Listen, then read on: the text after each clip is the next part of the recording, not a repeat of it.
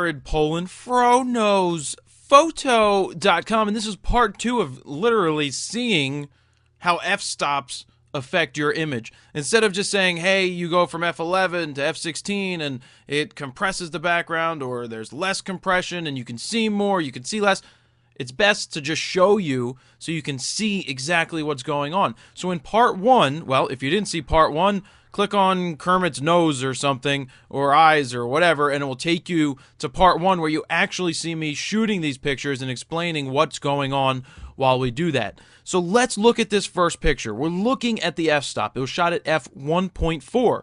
I was focused right here on Kermit's eye, and at 1.4 you have to get your focus tack sharp or it won't be in focus somewhere right here. You can see that this is out of focus. This eye is out of focus. The only place in focus in this photo at 1.4 is on Kermit's eye because of the shallow depth of field. You can see that the background is blurring out.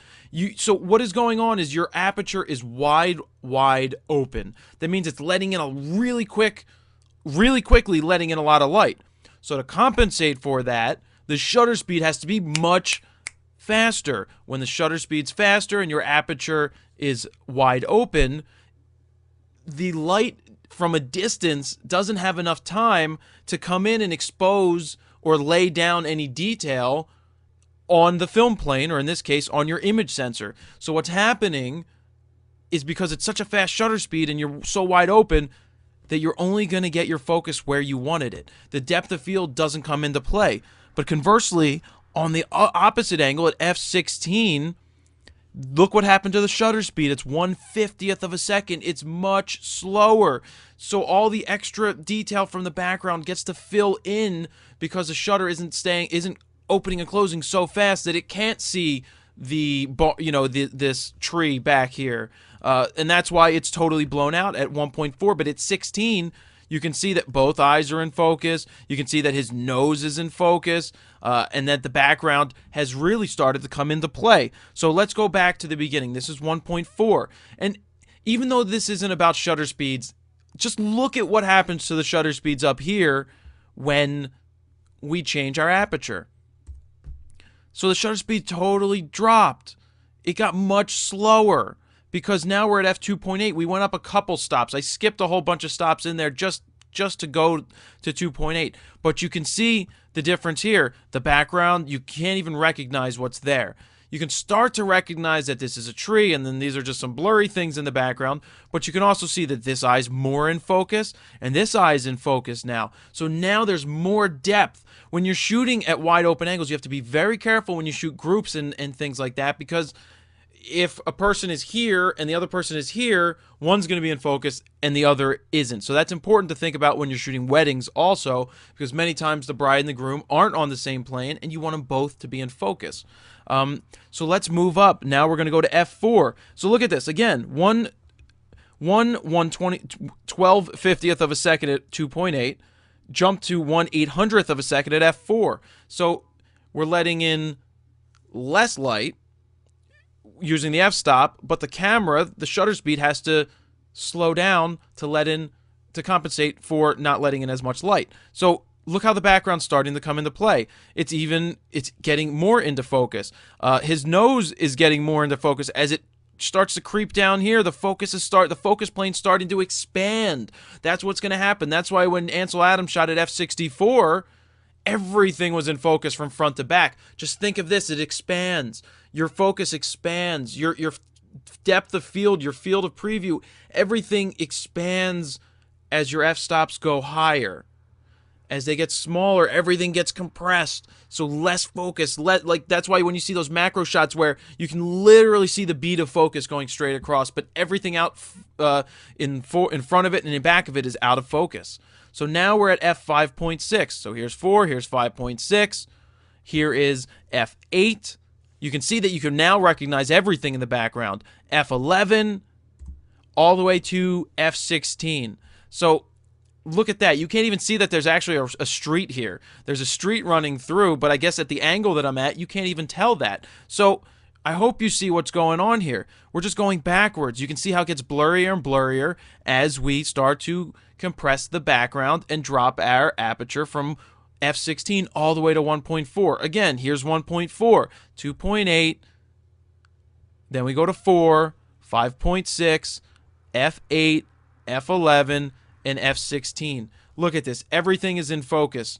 His tongue, you know, all the way down to here is in focus.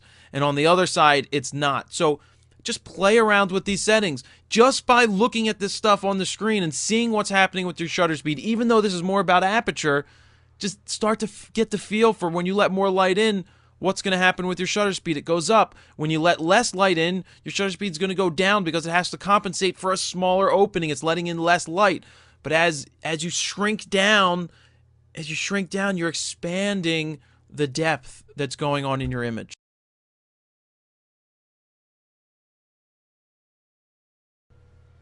All right, now it's time for the special announcement. But actually, before I get to that, some people said, Jared, doesn't the focal length affect the bokeh, affect how much out of focus area there is? Or doesn't the distance between you and the subject, the camera and the subject, affect how the background's going to be? Along with, if you're shooting DX versus FX, there's differences in how the bokeh or depth of field is going to be perceived.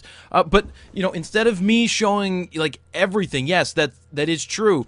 Different focal lengths are easier to blow out the background. When you shoot a longer focal length, like a 70 to 200, and you shoot it out at 200, and you're close to your subject, that background's going to blow out much easier. But if you're using, say, an 11 to 16 Tokina or a 14 to 24 Nikon, and you're shooting a whole scene, even at 2.8, the background isn't really going to blow out, because the wider angles, the wider you shoot, the less compression you have. The longer the focal length, the more compression you have. But that brings us up to the special announcement, which is this. It's time to announce assignments. Now, I'm not sure if they're going to be monthly. I'm not going to be sure if they're bi-monthly yet, but this is assignment number 1. I would like you guys to go out and photograph with different lenses, different focal lengths, run through each aperture of your lens. You know, well, not every single, not the third stop increments, but if it's a 2.8, go 2.8, f4, do it in one stop increments, and let's see what you get. Some people get close to your subjects, other people stay further back. Some people shoot with wider lenses. Some of you guys get really close with wider lenses. In this way, we're going to get everybody's input, and they're going to post it in the assignment section under assignment number 1 in the Frono's photo forum, which you can get the link for below or in the post on the website. This is the new section. This is where we're going to put up different assignments so that everybody can learn from everybody else. Be sure to post your photos and how you took them in that section. So I want to know what lens you used. How far were you away from the subject? You know, simple things like that. You don't really have to worry too much about editing. I mean, I would still shoot raw. I would tweak your files, I guess, and then you could put them into a Flickr photo gallery and put the link up in the forum, or you could just upload those photos in the forum. But this way, we get to see what everybody does, and we can learn from it. So we can see somebody shooting with a 24mm lens. We can see somebody shooting with a 200mm lens and start to get a feel for how the different millimeters will affect the different out-of-focus areas in the background. Or somebody's really close to a subject versus somebody really far away from a subject. This way, we're learning from each other. We're seeing what everybody is doing, and just, you're going to learn much quicker this way. And that's why, you know, I'm not showing you every little step of the way that, hey, here's what's going to look like if I'm too far away from the subject. Here's what it's going to look like if I'm close to the subject, like I am here with Kermit. But, you know, this is going to be really good. So that is the assignment section. Assignment number 1 is go out and photograph an object, or it could be a tree, it could be whatever, and run through the different apertures. Run through all the different stops in one-stop increments, and then post it in the Frono's photo forum under the assignment section for assignment number 1, and then it's going to be really cool. So I look forward to bringing you guys assignments and seeing what you guys come up with, because this really is the best way to learn. For me, it's the best way to learn, is to literally see what's going on, and, you know, that's why it's important that you guys put your information up for how you did it, and the lens, the shutters. Well, we'll see all that information if you can save it out of Lightroom or however with all the information in it. So that is it. I hope you like this super secret project for the apertures. I'm sure we'll revisit it later on in more detail. But now, let's see what you guys do with this assignment. Thank you very much. Jared Polin, FroKnowsPhoto.com. See ya!